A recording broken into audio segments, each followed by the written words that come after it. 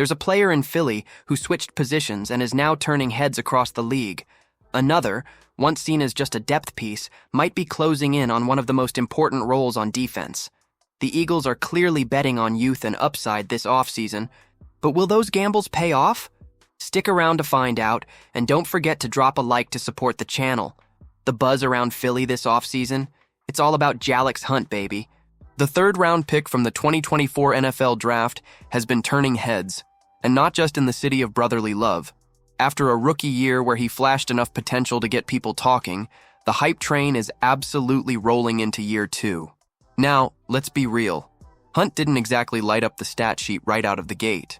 But when the lights got brighter in the postseason, the kid showed up.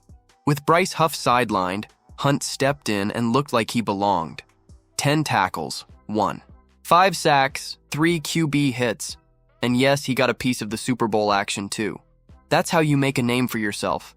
And speaking of Huff, he's now in San Francisco. Philly let him go along with Josh Sweat, Milton Williams, and the legend Brandon Graham. That's not just turnover, that's a full-on torch passing. It's clear the Eagles believe in Hunt enough to clear a path for him. They're betting big that he's ready to step into the spotlight. Pro Football Focus's Ryan Smith is buying what the Eagles are selling, naming Hunt one of 10 second-year guys ready to pop off in 2025. Remember, Hunt wasn't even a star recruit. The guy was a safety at Cornell before switching to edge rusher at Houston Christian. Fast forward, and now he's an emerging weapon on a defense that's got Super Bowl expectations again. The numbers from his rookie season? Solid foundation, 21 tackles, a couple forced fumbles, a sack and a half, a pass breakup, and he made plays in all 16 games. Not eye-popping, but definitely promising, especially considering he only played 343 snaps and still earned a respectable 69.0 PFF grade. With Vic Fangio calling the shots on defense and Nolan Smith Jr. locked in as one starter, Hunt's got some competition for the other edge spot. Azeez Ojulari, Josh Uche, Antoine Powell-Ryland Jr. Orrin and Patrick Johnson are all in the mix, but Hunt's got something they don't. Real reps in this scheme, and momentum. And the guy's not just relying on talent. He's saying the right things, talking about mastering technique and studying the best. That's the kind of mindset that turns a good player into a game wrecker. Philly's betting on a breakout. Hunt looks ready to cash in. Would you trust a relatively unproven name to take on a big defensive role? Let me know in the comments, because the next story might be even more surprising. Kelee Ringo's NFL story so far? Let's just call it a crash course in pro football, and the kid's been grinding through every chapter. He left Georgia after just 2 years, jumped into the 2023 NFL Draft at the tender age of 20, and got thrown straight into the deep end.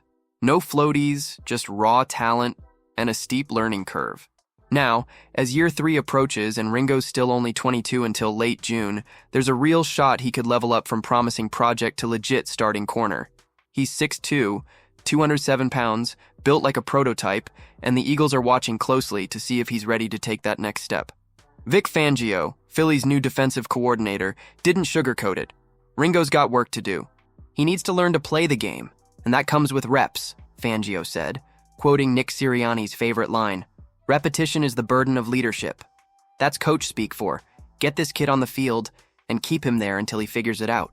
So far, Ringo's made his biggest impact on special teams, where he led the squad in snaps last year, 340 of them in the regular season, and finished second in special teams tackles.